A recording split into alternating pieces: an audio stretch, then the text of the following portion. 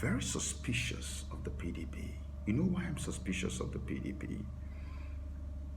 You see, in 2018, when all these things were happening and Ekiti happened and the brigandage that took place in Ekiti happened and the one that happened in Osun State happened, you would have expected that PDP would get out and just get angry and call for protests and do something. PDP never did anything. Now, I don't want to go to all the things that PDP neglected and kept issuing press statements, but let's get to the recent one. Look at what just happened to Adeleke in Osun State recently. Adeleke was handed victory. All of a sudden, it was overturned, and it's not even the overturning of the victory because that's court. We're talking about even when he got arrested. For what reason? On what basis was he arrested? PDP just did nothing then. Issue press statement. Again, press statement. My head is cracking.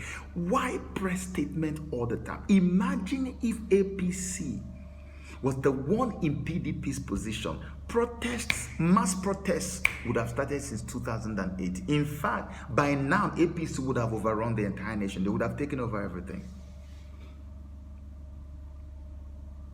PDP did nothing. Press statement. Do press release. And so, recently, I found out in the news that PDP was alleging that APC has, or INEC rather, in cahoot with APC, have started replacing the voting machines that were used during the elections with new ones. They are replacing them with new ones. And PDP knows that the strongest evidence they are going to present in the court are the numbers that came from the machines that they are alleging APC is replacing with newer ones. And knowing APC for who they are, because they get away with anything, APC can replace human beings with animals and go to court and the court will say it is true. Knowing all these things, PDP is still going to the court. Your number one evidence is being replaced and you are alleging and you have proofs, you have evidence, you are still going to court. My question to PDP is, are you not indirectly leading Nigerians who trusted you with their votes to the slaughter? Is this a suspense-filled movie we are watching where the principal character we know is going to be victorious, but they're going to show us where he fell, how many times he got close to death, but we know that the lead character is eventually going to emerge victorious?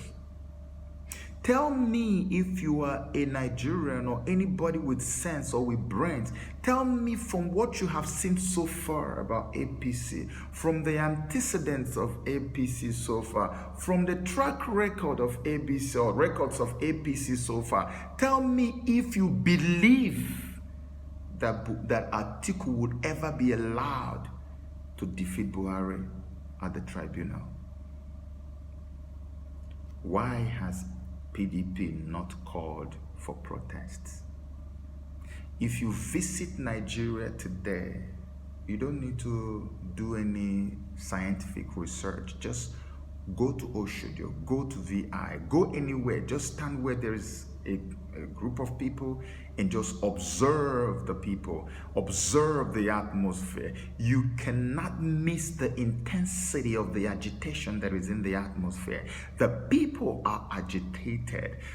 Revolution is so ripe that if you enter Nigeria now, you will smell it the way you smell smoke in broad daylight. Nigeria is overripe for revolution. PDP is refusing to give the trigger. They want the youths. You know, I warned us.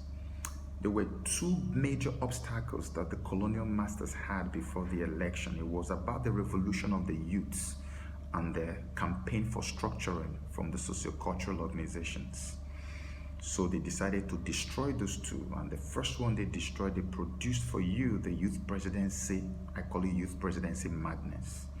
And that one took all our youths, distracted them and perished them. You can see Showore with all the wicked things that they have done with him, where he had to even give his party up in River State to lead to the death of so many people. You can see all of that. It's all over right now. Okay, that is gone. When I was speaking, people were calling me names, but that is gone. I don't want to go back to that.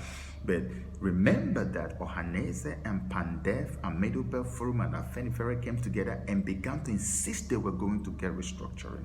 And the moment they saw that, they said we need to kill it, they brought Atiku and they made sure that Atiku was speaking restructuring, so that all that agitation and campaign for restructuring will be buried in Atiku's campaign. And that's what happened. I told you also that after this whole thing, that these guys are monitoring the situation. Atiku would have thrown in the towel a long time ago. But he knows that a lot of the Nigerians who voted for him are waiting. They are waiting to see him make that attempt or make that mistake. So they are following him. So the best way now is to create for us a suspense-filled movie. And these are my suspicions, very sincere, honest suspicions, that PDP already knows the outcome of this tribunal nonsense that is going on. So they just drag in Nigerians so it won't look like they just pulled out. Anyhow, if PDP wants to stand up and prove to everybody that indeed they have not been bought over, and that they are not imposters, and that they are not betrayers, by now, Nigeria is supposed to be experiencing some serious protests. Revolution would have started. NLC would not start the revolution because they don't exist anymore. It's not PFN that will start it. You are the one, PDP, that Nigerians went out en masse to vote for. Why are you behaving the way you are doing? Why are you busy doing press releases all over the place? Why hasn't the revolution begun from you? I ask this question again, I think for the third time. If APC was the one in your position, PDP, what do you think would have been happening by now? It's a shame. It's a shame. But let me leave you with these words. Whether you like it or not, whether you believe it or not, when a revolution is ripe in the air, like a very ripened fruit, it must drop. Whether you started PDP or whether the youth started, or whether what starts, the point is that when it is time for revolution, it happens. When something's time comes, nobody can stop it. Whatever its time has come cannot be stopped. If human beings don't start it, angels, spirits will start. It will just start from nowhere.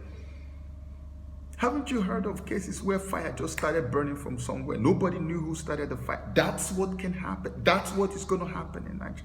Nigeria is due for a revolution. It is so ripe that you can smell, you can feel it. It's there. If our people don't wake up now, we are in trouble. For me, you see my knees, I'm in prayer.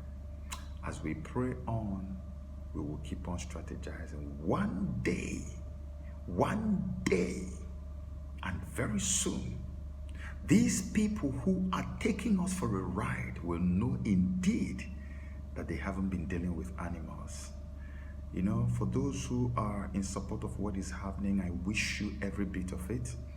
And as for me and my people who have now woken up, at least the Southeast and South have now come to realize that all these years that they were trying to divide us, that it was for this reason, so that they can bring us to a place where we are so incapacitated and so weak and useless. This is it. But even in this state of utter hopelessness, we can still find reasons to come together. That's why I made a video the other time and I was speaking to Emeki Hedio. I say, God has appointed you to become a rallying force to gather our peoples together, because that old eastern region, now known as Southeast and South, is about to experience a massive new dawn. And that new dawn has everything to do with our freedom from the colonial slavery in which we have lived for so many years. We cannot bequeath this wickedness to our generation unborn. Enough is enough. It's ending. If man doesn't end it, God will end it for us. Thank you so much, and may God bless you.